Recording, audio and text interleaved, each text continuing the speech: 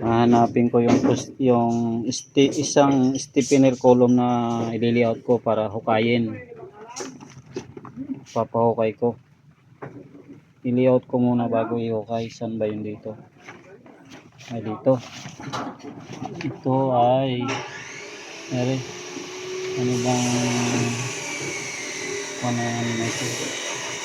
Ito. Sukat galing sa grid line 150 plus tapos sentro plus sentro 150 plus sentro, nakasentro yung steepener column at saka nakapas dito sa 150. Ayan, ito yung layout ko ngayon para pahukay ko. Huling ano na lang to, huling hukay na pusti, last na hukay na lang yan.